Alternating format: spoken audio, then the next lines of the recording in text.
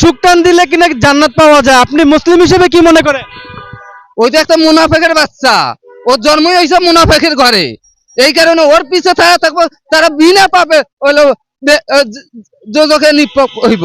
এই মুনাফেক এই বাংলার মাটিতে আমার ইসলামের নাম এই মুনাফেকেরা মুসাবান রাখছে। আজকে একর জন্য আমার একদিন হলো কাফের আওতায় নাম দিতে হইব। এই হচ্ছে ফেরাউনের খালাতো ভাই। যদি ফেরাউনের খালাতো ভাই না হইতো, এরা এইসব কথা হইতে পারত?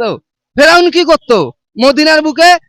তাই হইলো কইতো হইলো নিজে আল্লাহ স্বীকার করতো। আর এই ফেরাউনের খালাতো ভাই আছে আমাদের বাংলাদেশ ধ্বংস করার জন্য। এই জামাতে ইসলাম ডক্টর শফিকুর রহমান আর এর লগে যে নেতা কর্মীরা আছে, এরা এরা এরা হইলো একটা অবৈধ সন্তান। এরা পাকিস্তানি বীজ, এই বীজ হয়ে এগুলা এই কথাগুলো ছড়ায় জনগণের মাঝে।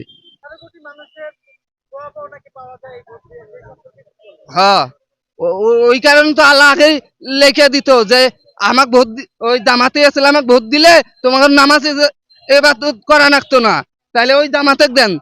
তাইলে আল্লাহ কি কারণে দিছে? নামাজ কেন দিছে? হজ কেন দিছে? জাকাত কেন দিছে? তাহলে এরা কি মুনাফেক নাকি? এরা ফেরাউন নাকি? এরা তো একটা কাফের। এই কাফের দেখে এরা এইসব কথাগুলো কয়। আমরা মুসলমান, আমরা আল্লাহ বিশ্বাস করি, আমরা নামাজ বিশ্বাস করি, আমরা কোরআন বিশ্বাস করি, আমরা আল্লাহ ভয় করি। এরা আল্লাহকেও ভয় করে না। চাচা, আপনি বিড়ি খাচ্ছেন। জামাতের এক এমপি প্রার্থী তিনি বলেছেন বিড়িতে সুখ টান দিয়ে দাঁড়িপাল্লায় ভোট দিলে জান্নাতে যাবে, সমস্যা নাই। আপনি কি মনে করেন? আমি কি মনে মজান এটা এখন হেরাই জানে। না না না, এটা মুখ গন্ধ, এটা ভুল। এটা সম্ভব না, এটা অসম্ভব, ভুল কথা। এটা বিড়ি খেয়ে কখনো জান্নাতে যাওয়া যায় না। আমি বুঝি এরা হলো মুনাফিকের দল। এরা কোনো ক্ষমতা আসতে পারবে না। এরা বিরোধিতা, বিএনপির বিরোধিতা, দেশ বিরোধিতা। এটা কোনো বাংলাদেশে ক্ষমতা আসতে পারবে না। না পারবো না, পারবো না, এরা জান্নাতে যাইতে পারবে না। কথা সম্পূর্ণরূপে ভুল।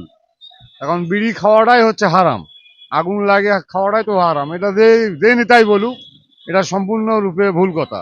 আমি যতদূর পর্যন্ত আমার জ্ঞানে বা আমার এতে যেটা বলে সেটা এটা সম্পূর্ণরূপে ভুল কথা। বিড়ি খাওয়াটা তো, বিড়িতে আগুন দেওয়াটাই তো হারাম। হারাম নিয়ে আবার সে কেমনে জান্নাতে যাইবে?